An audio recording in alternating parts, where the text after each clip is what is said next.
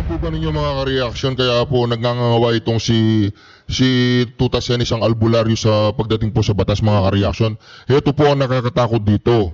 Siya po ang naatasan di umano na magsalita para magkaroon ng konkon. Gagawin po niyang mitya o gagawin po niyang dahilan yung desisyon ng Supreme Court. Ito po para payag na daw po siya magkaroon ng konkon. Ito po, pagnga natin. Pagkatapos marahil yung Constituent Assembly makakagalaw diyan para or maghihintay tayo decades. Bakit? O, Constitutional Assembly daw po mga ka-reaction. CONAS.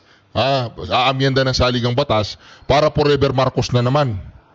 Para forever Marcos. Malupit po sila no? Marunong silang maglaro. Hindi nyo pinayagan ang impeachment ni Sara Duterte?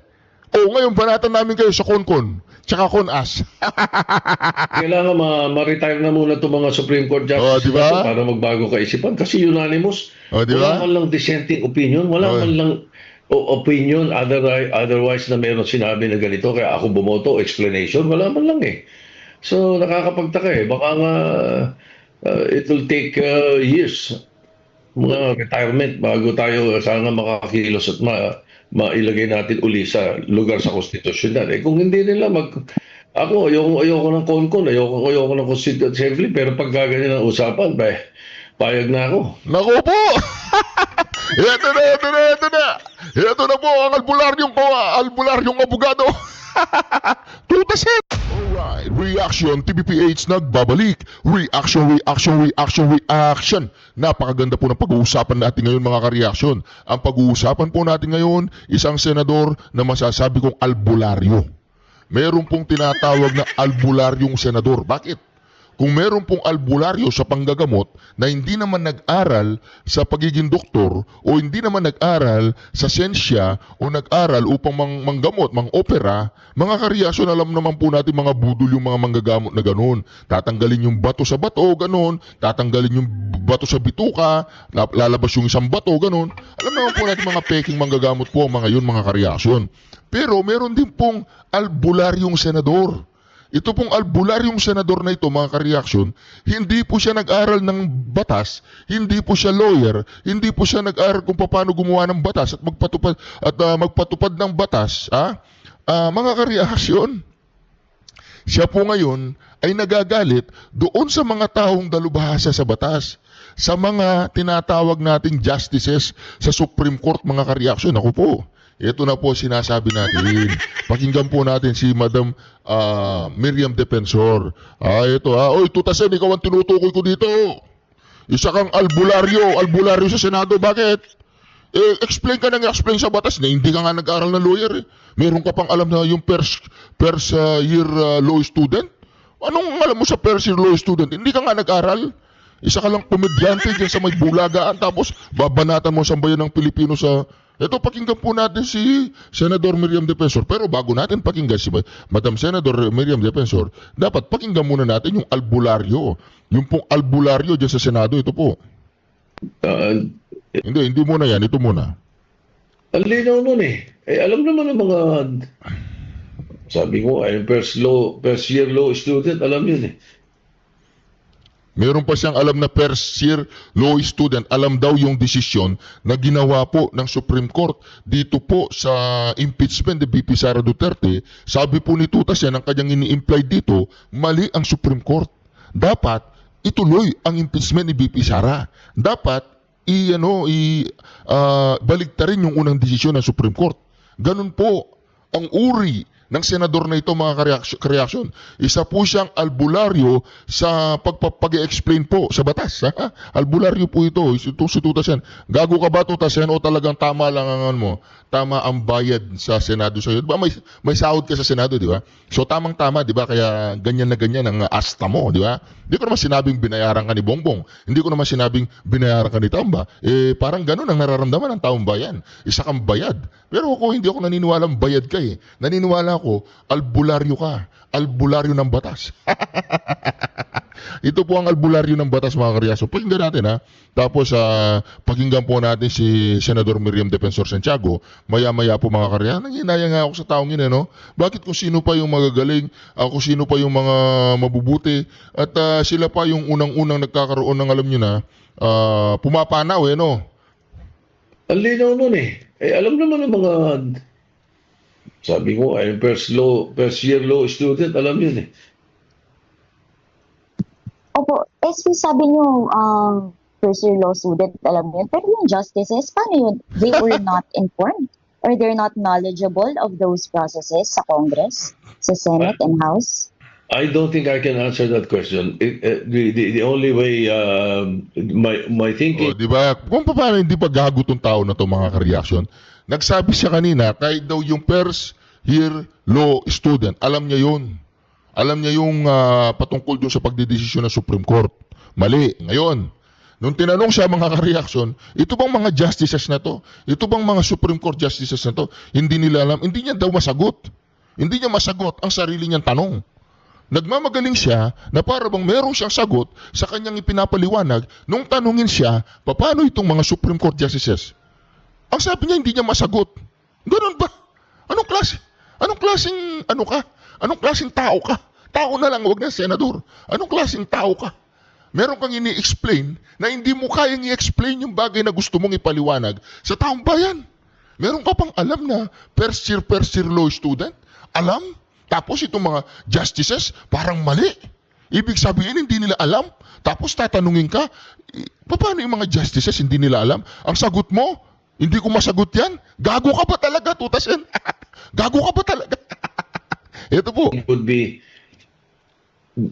they have a different agenda. Oh, Sa Congress, sa Senate and House? I don't think I can answer that question. Oh. The only way, my thinking would be, they have a different agenda. oh.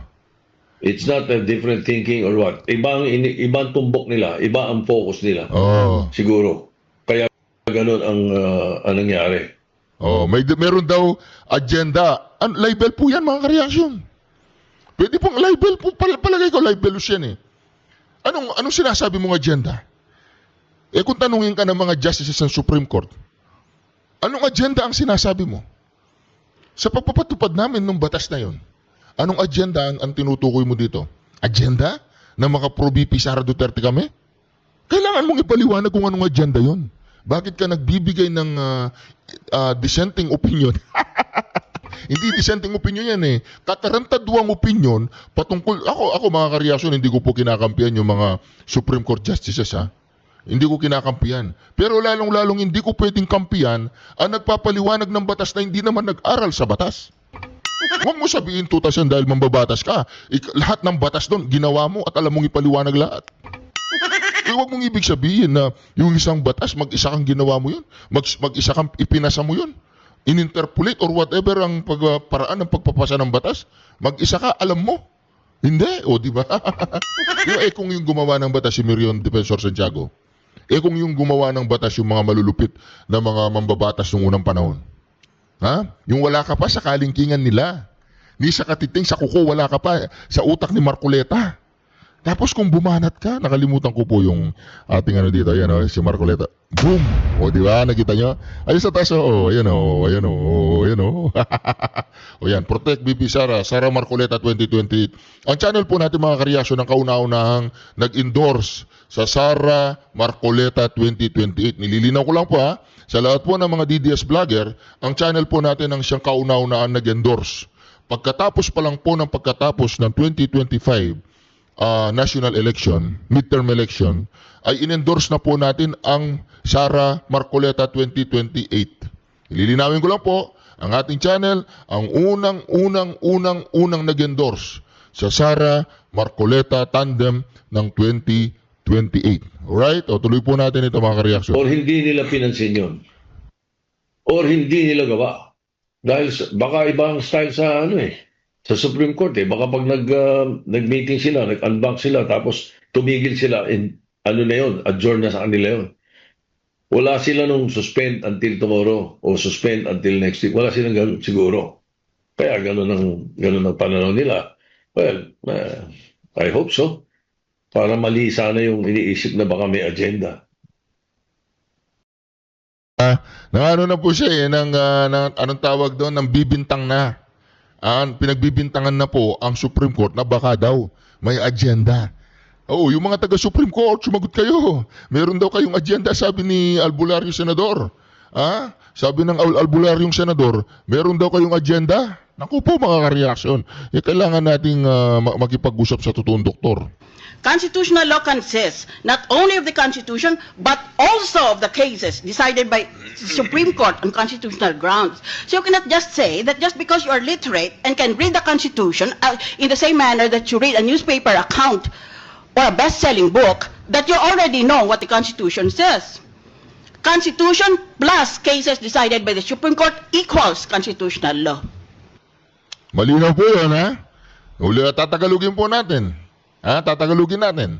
Ang sabi po ni Senator Miriam Defensor Santiago, yung hindi daw porket marunong ka magbasa at literate ka, pwede mo nang i-interpret ang Constitution. Oy, Albulario Senador Tutasen, makinig ka. Makinig ka dito. Para umayos yung pagiging albularyo mo pagdating sa batas. Ito. Constitutional law consists not only of the Constitution, but also of the cases decided by the Supreme Court on constitutional grounds. Kapag daw merong dinicide ang Supreme Court na cases, pag merong dinicide na cases ang Supreme Court, anong nangyayari? So you cannot just say that just because you are literate and can read the Constitution in the same manner that you read a newspaper account or a best-selling book, that you already know what the Constitution says. Hindi raw pwede porket Albulario Tutasen. Hindi raw pwede porket na alam mong basahin ng batas, ay pwede mo nang i-interpret ang batas at alam mo na kung ano sinasabi ng batas. O ano pa? Constitution plus cases decided by the Supreme Court. Yung Constitution daw, tsaka yung cases decided by the Supreme Court, ano mangyayari? Halimbawa daw, yung Constitution, tapos plus yung case, yung kaso, dinicide ng Supreme Court, ano mangyayari dun sa bagay na yon? Equals constitutional law. Yun! Dito, Tutasen, para lilinawin ko sa iyo, lahat ng mapagdesisyonan ng Supreme Court ay nagiging batas. Ang lahat ng president na ginawa ng Supreme Court sa mga nakaraan ay ginagawang ground yun. Para bang nagiging batas ng ating bayan. Naintindihan mo yun, Tutasen? O baka hindi mo pa rin naintindihan? Yung ginawa kay BP Sara Duterte, pwede nilang gamitin in the future yan ng mga kung mauulit ang nangyaring ganyan dahil batas na yun. Uulitin ko Tutasen, kung hindi mo naiintindihan. Ako ayaw ko maging albularyo eh. Gusto ko lang tagalogin ang sinasabi ni Madam Miriam eh. Or a best-selling book, that you already know what the Constitution says. Constitution plus cases decided by the Supreme Court equals constitutional law. Hindi pa rin naiintindihan ni Tutasen. Lahat ng galaw ng Supreme Court, lahat ng desisyon ng Supreme Court, lahat ng mga napagbotohan sa Supreme Court, makinig ka Tutasen, kung meron kayong botohan dyan sa Senado, kada batas, kada bill na pinapasa ninyo ay nagkakaroon ng botohan. Majority win. Sa Supreme Court, lahat ng kaso, kasi lahat po ng mga Supreme Court, meron silang kani-kaniyang interpretasyon sa batas. Ngayon, kung meron silang kani-kaniyang interpretasyon sa batas, halimbawa, kung 16 yan, halimbawa lang kung 16 yung Supreme Court justices, halimbawa lang ito, 16. Kapag siyam, doon sa 16 ay siya ang bumoto doon sa particular na kaso, yung resulta nung botohan na yun, kung ano man ang naging hatol doon sa kaso, nagiging batas yun. Ngayon sasabihin mo, ay mambabatas ba sila? Hindi sila mambabatas. Pero pwede nilang gawing president yon pag may dumating na katulad na kaso nun, yung desisyon nun ay pwedeng gawin. Pwedeng i-apply.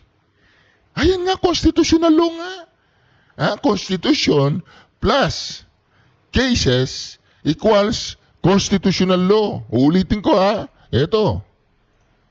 Ulitin po natin. Constitutional law consists not only of the Constitution, but also of the cases decided by the Supreme Court on constitutional grounds. Oh, lahat ng dinesisyonan ng Supreme Court ay nagiging constitutional law. Naintindihan mo, albularyo? So you cannot just say that just because you are literate and can read the Constitution in the same manner that you read a newspaper account or a best-selling book, that you already know what the Constitution says. Constitution plus cases decided by the Supreme Court equals constitutional law. Oh. Tapos sasabihin po ni Tutasen, para raw nagiging mambabatas ang mga Supreme Court justices.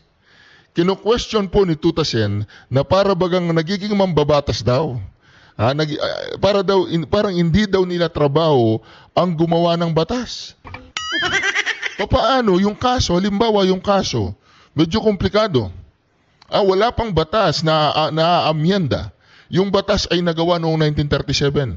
Hindi na applicable hindi na tumutugma sa sitwasyon ngayon. Halimbawa lang, masyado ng high-tech ngayon. May mga crimes na hindi pa talaga nagagawan ng tamang batas. May mga crimes na talagang patungkol sa mga high-tech o sa technologies na wala pang batas sa Pilipinas. Magdidesisyon ngayon ang Supreme Court kapag umabot sa kanila yung kaso. Yung kasong yun, dahil wala pang batas, yung kasong yun, ang mangyayari, anuman ang napagdesisyonan ng mga justices ay nagiging constitutional law. Nauunawaan mo, Tutasen?